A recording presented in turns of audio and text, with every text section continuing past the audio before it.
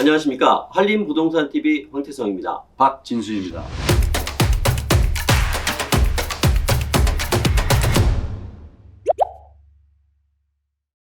자, 오늘은 3기 신도시 7월 16일부터 사전 청약이 시작이 되죠.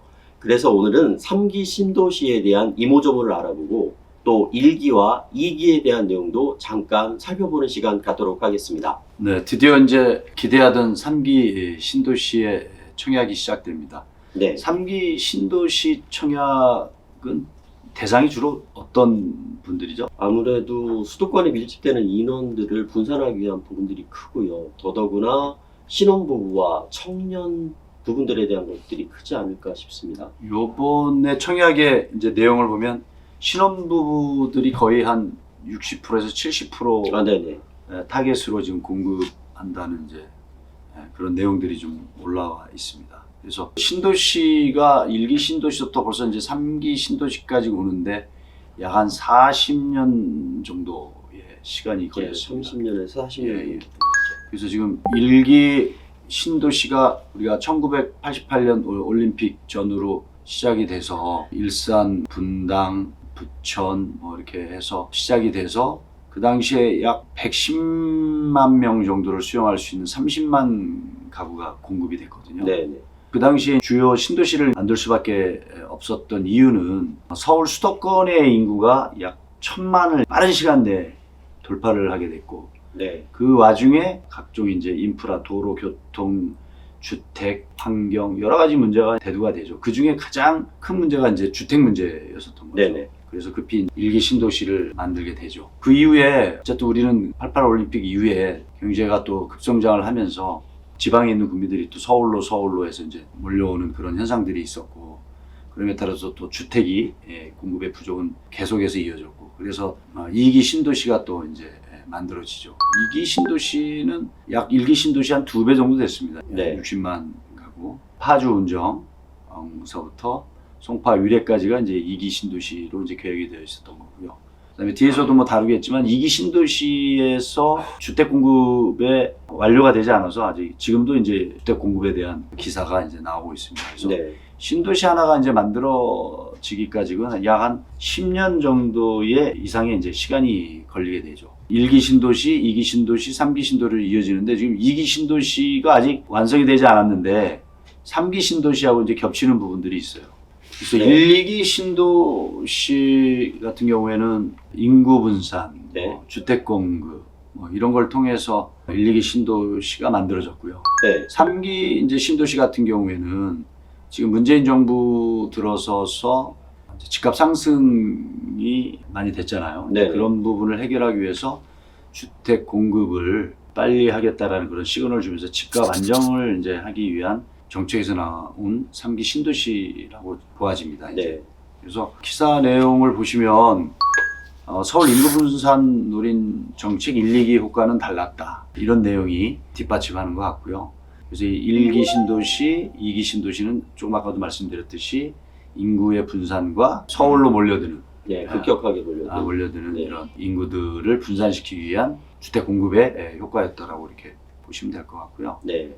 그래서 이 보시면 1994년, 95년부터 경기도로 이제 이동을 하죠. 이제 순이동 인구가 약 69만 명. 그러니까 서울 인구가 1000만이 넘었었죠. 네네. 그러면서 이제 경기도로 분산이 됩니다. 성남, 분당, 일산, 평촌, 안양 많은 인구가 이제 이동을 하게 되죠. 그러면서 교통의 인프라나 이런 것들이 자연스럽게 서울과 연결이 되고요. 네. 그래서 이제 2기 신도시 얼마 전에 이제 6월 14일 2기 신도시 하반기에도 17,000여 가구 분양 예정. 앞서 이제 말씀드렸지만 2기 신도시가 완성이 된 건 아니에요, 지금. 그죠? 네. 아까도 아직도 계속 진행형. 진행형이죠, 이제. 그 신도시가 그 당시에 8개인가 7개가 발표되면서 그게 이제 순차적인 발표잖아요. 그죠? 네. 그래서 발표하고 토지를 또 공급하기 위해서 토지 보상을 해야 되고 또 주민들 간의 어떤 일련의 과정이 있지 않습니까? 이제 이런 것들이 순탄하게 가면 빠르게 완성이 되는 거고, 그렇지 않으면 이제 시간이 오래 끌어져서 10년 이상 갈 수도 있는 거고. 네. 이제 그러다 보니 2기 신도시의 분양과 3기 신도시의 청약과 이제 이게 오버랩이 되는 이제 같이 이런 겹치는 기이한 부분이 이제 있습니다. 현상이 이제 나오는 겁니다. 그래서 2기 신도시가 왜 분양을 하는지 그거에 대해서 잠깐 설명을 드렸고요. 네. 지금 3기 신도시가 한번 보실까요? 현황 및 네. 교통 여건. 3기 신도시가 보시면 2기 신도시와 봤을 때 어떻게 보면 서울과 1, 2기 신도시의 중간 정도? 2기 신도시의 중간 정도로 이제 끼어들었어요. 네. 보시면 위치가 경기도 쪽으로 서울이 팽창하는 것을 막아주던 뭐 그린벨트 부분이나 그죠? 네. 우리가 말하는 전답으로 이제 보존을 해왔던 그런 부분들이 지금 이제 3기 신도시로 이제 들어오게 됩니다. 그래서 서울로 어떻게 보면 이제 직주 근접할 수 있는 더 좋은 위치이기도 해요. 그죠? 교통편도 그렇고요. 그렇죠. 네. 그래서 지금 요새 핫한 또 집값 상승의 요인으로 또 작용되고 있는 GTX가 A 노선과 B 노선, C 노선에 또 근접해 있는 신도시들이 많이 있습니다. 네네. 고양 창동 같은 경우에 보시면 A 라인하고 연결되고요. 과천, 그죠? 네. 과천도 들어가 있고 남양주 왕숙이 좀 그렇고요. 그래서 이러한 것들이 아마 이제 신혼부부들이 요의주시하고 있는 인기 있는 지역이 아닌가 이렇게 판단이 되어집니다. 네. 그래서 이제 3기 신도시 아까 모두 발언했던 이제 16일이 시작되는데 이제 시세보다 수억 원 저렴하다 이렇게 나와 있습니다. 10월부터 11월, 12월에 9,100, 4,000, 1만 약 한 2만 3천 가구 정도가 이제 보급이 돼요. 네. 그 중에 이제 신혼부부 물량이 전체 물량의 약 62%다. 그만큼 현 정부에서 신혼부부들한테 혜택을 많이 주겠다. 이제 왜냐하면 생애 첫 주택을 구입하는 부분들이 네. 주로 이제 신혼부분들이 이제 많을 거라고 보여지고요. 그 다음에 너무나 이제 급상승하고 있는 그런 주택 가격에 비추어 봤을 때 현재 시세 가격이 한 70% 정도의 가격으로 보급을 하겠다라고 네. 해서 이제 3기 신도시가 이제 보급이 됩니다. 그러면 이제 3기 신도시 사전 청약 조건에 대해서 잠깐 좀 말씀을 드릴게요. 네. 이제 사전 청약을 하려면 이제 세대 전원이 무주택자여야 돼요. 네. 그리고 주택 청약 조축에 가입되어 있어야 되고, 그리고 공급 유형에 따른 소득 조건도 맞아야 되고, 근데 무엇보다도 그 지역에 거주를 해야 됩니다. 네. 뭐 인천 계양서부터 쭉 지역별로 있잖아요. 그러니까 그 지역에 거주를 해야 한다는 이제 조건들이 있기 때문에 청약을 받으시려고 하시는 분들은 자기가 사는 거주지에 있는 3기 신도시의 어떤 그런 사이트들을 좀 보셔야 될 것 같습니다. 그래서 더 자세한 내용은 요 밑에 표를 한번 참조해서 보시기 바랍니다. 그런데 이제 뭐 인천 계양을 보면 네. 이제 타입이 보시면 59, 74, 55 이 신혼부부를 위한 주택 공급의 면적들이 보시면 거의 59, 74, 55, 50회배대와 네. 70회배대 이게 이제 주력 평수입니다. 근데 이것들이 지금 보시면 인천 계양 쪽이 59회배 네. 약 3억 5천부터 3억 7천, 74가 4억 4천에서 4억 6천, 그 다음에 의왕청계가 보시면 55가 4억 8천, 남양주 진접이 55가 3억 천에서 3억 3천, 그 다음에 위례가 5억 7천에서 5억 9천, 그 다음에 성남 복정이 50회배대가 5억 8천에서 6억. 네. 이제 지역별로 한 1억 정도의 이제 차이가 나게 되죠. 그죠? 네. 자, 그러면 이제 이 가격들이 현재에 거래되고 있는 주택 가격에 비해서는 맞습니다. 한 70%대 가격이라고 이제 평가되어지는데, 네. 시세차가 있죠. 네, 시세차가 있어요. 그렇지만 지금 이렇게 주택 가격이 상승하기 이전의 시대로 한번 돌아가 보죠. 한번. 네. 우리가. 과연 이 지역의 가격이 이 정도의 가격이 하향된 가격이었을까? 이제 이런 생각이 들어요. 그래서 그만큼 아마 그 당시에 인천 계양이나 이런 데는 3억대 밑으로 네. 아파트를 구입할 수 있었던 이제 지역이라고 판단이 되어집니다. 그래서 시세나 이런 것들이 급상승함으로 인해서 상대적으로 이 가격이 지금 싸 보이는데 옛날로 돌아가게 되면 이 가격은 사실은 싼 가격은 아니라고 이제 판단되어집니다. 그래서 어쨌든 이제 뭐 현재가 중요하니까요. 네. 현재의 가격 대비 70에서 뭐 한 80%의 가격으로 공급을 한다라는 것이 3기 신도시의 이슈입니다. 네. 자, 그러면 7월서부터 12월까지 이렇게 좀 참고를 하시고요.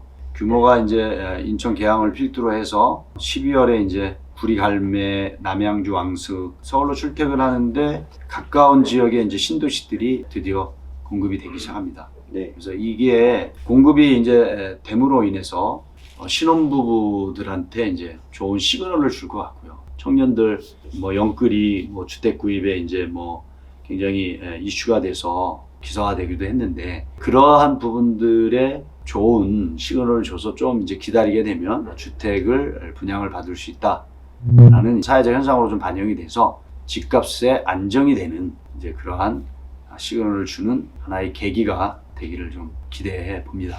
네.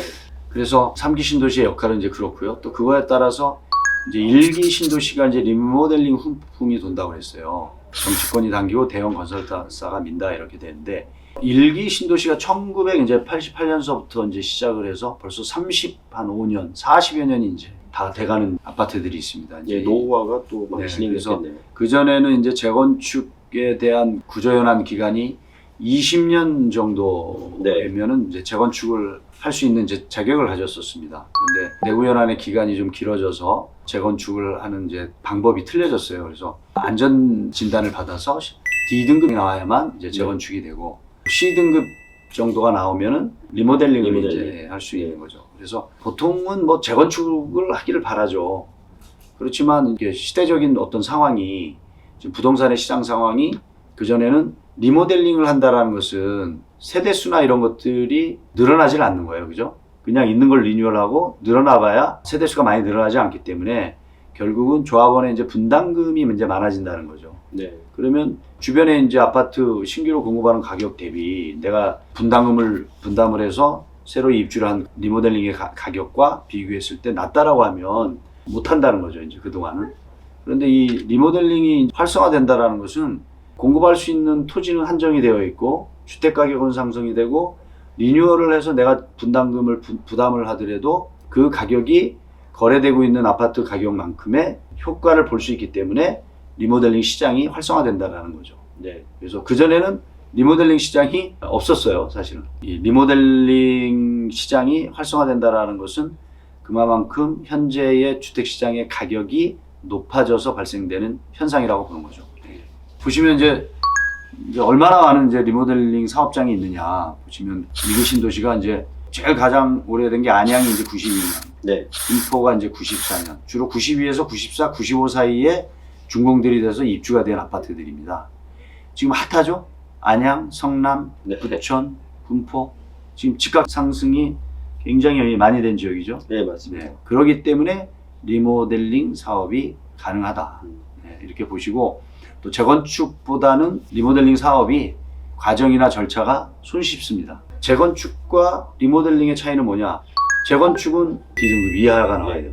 그럼 D등급이 이하가 나오면 재건축, 못 나오면 리모델링. 네. 예, 이 두 가지의 형태. 그래서 재건축을 하게 되면 리모델링을 못하고, 리모델링을 하게 되면 재건축을 못하고, 두 가지 중에 이제 하나라고 보시면 됩니다.